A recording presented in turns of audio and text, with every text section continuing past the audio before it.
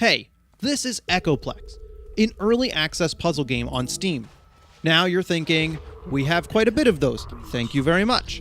But I think this is one of the better ones. So let's jump in and see what's going on. The point of the game is that you're trying to reconstruct your memory. You wake up in some sort of hospital or prison or both, I'm not sure. There's only one way forward though, a portal, and it looks like they got you on some drugs. Something weird is going on. You walk through the portal and you must navigate a maze. At the end of the maze, you get a memory fragment. Complete a chapter and see the whole memory.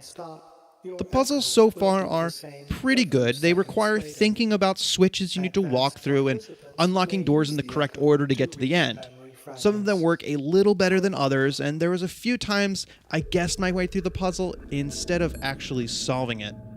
I also should note I was very stuck on one of the levels, like running right into a brick wall. Level 10, which apparently most people are getting stuck on. They even created a video about the level, helping players to complete it. It definitely helped me. I think this level needs more work, or needs to be moved later on, because I didn't have this kind of trouble before. It's okay, because Echoplex is in early access, and it's got time to work out these kinks. Echoplex doesn't stop at switches and locked doors, though. It further complicates the puzzles with your echo. You know, because it's in the title, right? Echoplex, echo... Right. Your echo will enter the level after a certain amount of time and follow exactly what you did. Just like that annoying younger sibling. Except there's an escape here. There is no escape in real life. I've definitely played this kind of puzzle game before, so it's not mind-blowing. The echo is still an interesting mechanic because you need to carefully consider your actions. A key part of this is that if you run into your echo, the level ends. I think it was really smart of the dev to include that. It's another layer onto the puzzle, but it does have some side effects, and it makes the puzzles less open-ended. You can't just create your own route through the level, because you will collide with your echo. Or, even worse, your two echoes will collide. Yep, you heard me. You can have two echoes. Okay, that was probably obvious. It was going to expand like that. I wonder how far the developer will be able to push this mechanic. Including 3 echoes? Probably too much.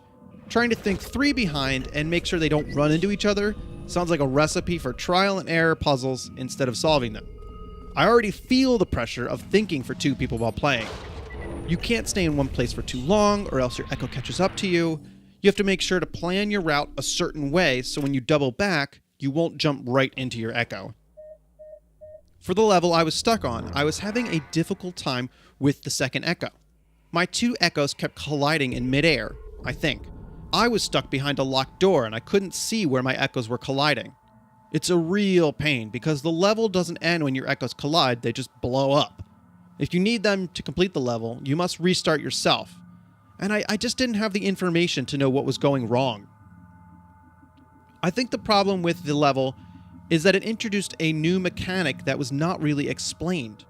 You can hold the door open for your echo. How's that for chivalry? Holding the door open for yourself.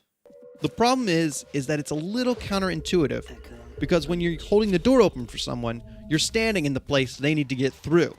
In this instance, you can't touch, but you want to make sure they get through the door. I actually had used the door opening mechanic in a previous level, but I thought I was breaking the game. I think somehow the mechanic needs to be explained a little better before you can expect a player to be comfortable using it. Echoplex tries to ease the confusion by letting you pause the game and fly throughout. You can see yourself in any echoes, unless you're stuck in a locked room. It's a good way to get a feel for the puzzle and see exactly where everything is. The game isn't trying to hide anything from the player, and in some ways I like it. It's very visual and there's no misunderstanding, like trying to convert it to a UI element or map. I also think a replay system might work a lot better, especially for trying to understand why you failed with your echoes. When I'm trying to concentrate on the correct order for my actions, pausing isn't on my mind. Echoplex also uses UI elements that tell the story of the level as well. I think it's obvious there needs to be some reworking here. The feedback they're getting must be that players are having a difficult time knowing where everything is. And I can appreciate they're trying different things, but it's a bit too much. We have a level bar on the left, an echo bar on the right, and a compass on the top. So much is going on here. Let's break it down. The bar on the left is good and shows when switches are going to be hit and where the echoes are. The bars on the right are a detailed view of the echoes in the level.